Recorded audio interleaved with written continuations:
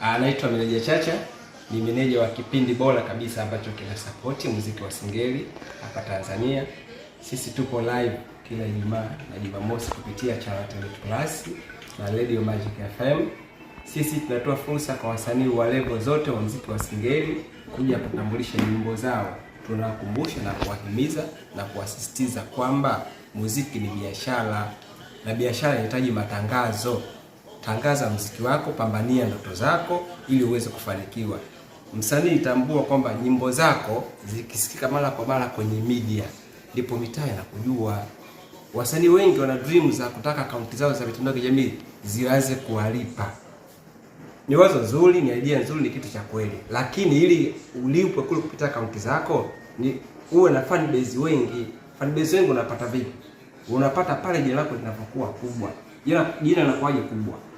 Nyimbo zako zikiwa mara kwa mara zinasikika kwenye media, hususan hivi Magic FM na Channel 10 Plus, wewe ni rahisi mitaa kujua. Mitaa kisha kujua kile unachokifanya watu wanataka kufuatilia. Kwa hiyo wasanii, zingatieni principles za muziki, lakini pia msikwepe kwenda kujisajili BASATA na kusajili nyimbo zenu KOSOTA. BASATA ukienda kule unapata semina nzuri sana na unaelekezwa vizuri kabisa. KOSOTA unasajili wimbo wako, hata kitokea msanii mwingine akiuiba ni rahisi sana wewe kupata haki zako.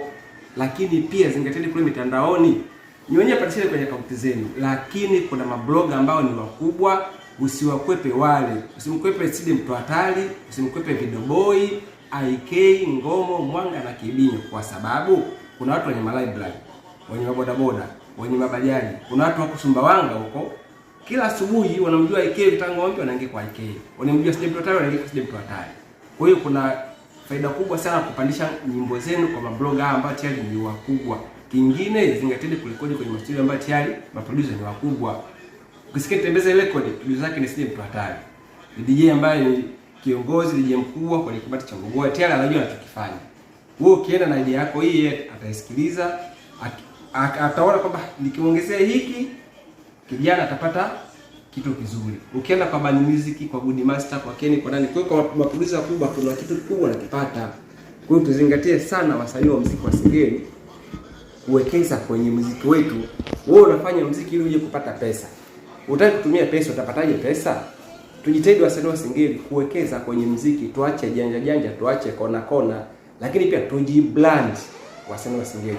Tuvae, tuwe na muonekano mzuri, tupendeze, ili hata mtu akikuita kwenye show yake, akikuona huyu mvaji wake hapa ana kama 300 400 hivi, anakuheshimu na anakurespect. Hata ukiwa bwana misho yako